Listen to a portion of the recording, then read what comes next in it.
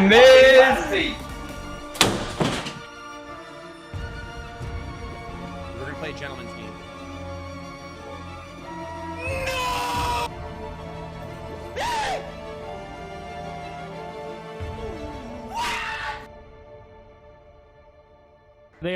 The Fall Guys trend fell off real fast. Fall Guys. A game that went from being one of the most popular games of 2020, played by people such as Mr. Beast, PewDiePie, Mizkif, and practically any YouTuber or streamer known to mankind played this game. So, if Fall Guys was this popular, how did it die so quickly? Why did it seem to have just vanished in thin air? I mean, really, what could have caused a game so popular and full of life to just collapse and be left in the past? Well, in this video, I explained the full history of Fall Guys and Mediatonic, so grab your popcorn with a drink, because trust me, you're in for a treat. Also, I worked extremely hard on this video, and I'm trying to hit 20,000 subscribers by the end of this year. So it would mean the world if you just happen to click that subscribe button. Thank you so much, and enjoy the video. The beginning of Mediatonic games. It's September of 2005, and two college students attending Bruno University are in their final year. Their names? Dave Bailey and Paul Croft. They decided to go to a bar for some fun. While at the bar, the two get drunk and carry on a conversation about the opening of an idea the two had for a while. Mediatonic, a company that would 15 years later create the game of Fall Guys, with their first game, Snowman Salvage, releasing in December of 2005. During the company's early development stages, they were clients with the likes of Popcat Games, the creators of Plants vs. Zombies, Big Fish Games, and Play First Games. After a successful 2005 year, Croft and Bailey's momentum didn't stop, with multiple successful games such as Heaven Strike Rivals, Gears Pop, Fantastic Beast, and many more. Though Mediatonic was in no way a failure, there were no actual mainstream games developed, but in January of 2018, that changed. Mediatonic had a game idea with beans-like characters, and little did they know, these beans would change the company forever. The early stages of Fall Guys. During the early stages of Fall Guys, Fool's Gauntlet. Yeah, that was the original name for Fall Guys. In fact, during the development, they changed the name to Stumble Chums. For some reason, that reminds me of a game. Oh god, no! Anyways, lead designer for Mediatonic at the time, Joe Walsh, pitched a game idea where it featured 100 players competing in a battle royale composed of various obstacles.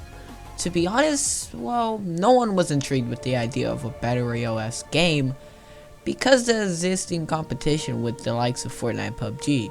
To be honest, it makes sense. Fortnite and PUBG were some of the biggest games out there. Mainly Fortnite. Everybody wanted to play that game, and no one really wanted to play anything else. Though he was skeptical, Jeff Tanton, the creative director, was quickly convinced of the game's potential. And with that, Mediatonic started developing the game. But there was one person responsible for the incredible success of Fall Guys. And that person was the principal concept artist, Dan Hoang, who created the amazing Bean characters. I mean, imagine Fall Guys without these fellas. Exactly, you can't, because it's impossible. With the beans aside, the development process was tough because the team were worried that the individual minigames wouldn't be enough content for launch, and it would just be too simple of a game. And with good reason, because all these minigames were just obstacles in a race to the end, which to be honest wasn't enough for a full game release, considering that's all the game was. But the developers had an idea to fix this. They decided to make each minigame 50% chaos and 50% skill to make the game more engaging. And by that, I mean by adding really weird physics, but also more challenging obstacles. Yeah, that's why things like this happen. But to be honest, Fall Guys wouldn't be Fall Guys without some game-breaking physics glitches, let's be honest. Anyways, they also decided to make each minigame different with their own twists. The main goal of the game was to project the feeling of being on a game show, using minigames and team contests as a way to enhance competitiveness. I don't know about you, but I don't necessarily feel like I'm in a game show when I'm playing Fall Guys. Unless raging is a normal occurrence, because that's all I do when I play, because I kinda suck. And just like that, the semi-modern Fall Guys was born. Yeah, with a few tweaks, but the idea was the same as it is today. After around a year of initial development, in 2019 they hosted a trailer for the game, and like that, this was the first actual Fall Guys trailer. Kiss that away, bring me bliss that away. What a kiss that away, what a wonderful feeling to feel that away. Tell me, where have you been all my life? The fall of Fall Guys. Even though Fall Guys was on top, there was one game that was on a come up.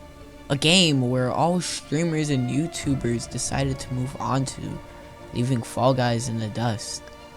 That game being Among Us!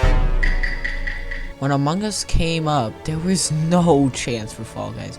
And I mean no chance. Because the second Among Us came up, Fall Guys' player base and views started to decline rapidly. Of course, it's not 100% Among Us' fault, because another reason for Fall Guys' downfall was what the developers were worried about all in the beginning. It was too simple, and the repetitiveness of the game got boring, and soon people just got bored. There wasn't enough content. The game suffered the same fate as many popular songs, it just simply got overplayed. And because of that, it got boring or repetitive, removing the game's charm it had in the beginning. Going from the game everyone was playing and wanted to play to the game known for dying to Among Us. After around 2 months, Fall Guys was just a complete ghost town. Literally everyone forgot about Fall Guys and hopped on the new Among Us train. And that was it for Fall Guys, right? There can't possibly be more. The game is already dead. Nope. Fall Guys' revival. After a dreadful 2021 year, Fall Guys needed something to get them back on their feet because Among Us completely destroyed them. I mean, if they wanted to get back, they would have to change so much about their game. It was just so simple. It was too boring and too repetitive, but this was a perfect time.